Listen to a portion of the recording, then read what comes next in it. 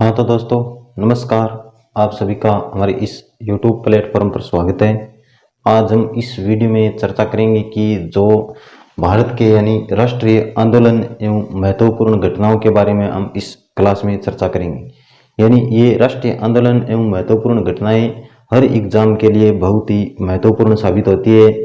यानी इस क्लास से आपको आगामी आने वाली कोई भी भर्ती देख लो, चाहे राजस्थान एसआई भर्ती हो गई, राजस्थान पुलिस भर्ती हो गई, राजस्थान पशु परिचर भर्ती हो गई, राजस्थान पटवार एग्जाम हो गया, कोई सा भी आप एग्जाम उठाकर देख लो, इस क्लास से आपको एक या दो क्वेश्चन आपको पक्का देखने को मिलेगा। तो हम इस क्लास को शुरू करते हैं कि राष्ट्रीय आंदोलन व महत्वपूर्ण घटनाएं, यानी भारत में कौन कौन से आंदोलन हुए और वो आंदोलन किस समय हुए, यानी कौन सी सन में आंदोलन हुए, उनके बारे में ये क्लास है। तो सबसे पहले बात करते हैं कि भारतीय विश्वविद्यालय अधिनियम। भारतीय विश्वविद्यालय अधिनियम है वो 1904 में हुआ था। 1904 में भारतीय विश्वविद्यालय अधिनियम 1904 में हुआ था। और बंगाल का विभाजन 1905 में, यानी भारतीय विश्वविद्यालय अधिनियम 1904 में और बंगाल विभाजन है जो 1905 में हुआ था। और बात करें कि मुस्लिम लीग की स्थापना की बात करें तो 1906 में हुआ था। मुस्लिम लीग की स्थापना 1906 में और बंगाल विभाजन 1905 में, और ये भारतीय विश्वविद्यालय अधिनियम है जो 1905 में हुआ था।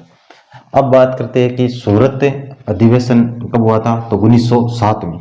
सूरत अधिवेशन है जो 1907 में हुआ था।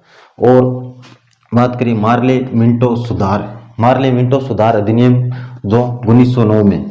और बात करें कि ब्रिटिश साम्राज्य यानी दिल्ली का दिल्ली दरबार कब लगा था, तो 1911 में। कब?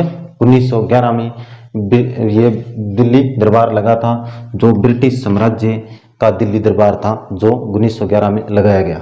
और बात करें होम रूल लीग स्थापना 1916। होम रूल लीग स्थापना 1916 और दिल्ली दरबार 1911। अब बात करते हैं कि कांग्रेस अधिवेशन समझौता है जो 1916 में हुआ था। 1916 में। अब बात करते हैं कि चंपारण में आंदोलन, यानी चंपारण में आंदोलन कब हुआ, तो 1917 में हुआ था चंपारण में आंदोलन। 1917 में चंपारण आंदोलन। रोलेक्ट एक्ट अधिनियम है जो 1919 में हुआ था। 1919 में। अब बात करते हैं कि जलियांवाला बाग हत्याकांड भारत के लिए एक प्रकार से बहुत ही दुखद घटना थी। जो जलियांवाला बाग हत्याकांड है वो 1919 में हुआ था। और खिलाफत आंदोलन की बात करें तो 1920 में हुआ था खिलाफत आंदोलन। कब? 1920 में। 1920 में खिलाफत आंदोलन हुआ था। और असहयोग आंदोलन की बात करें तो 1920 में हुआ था असहयोग आंदोलन।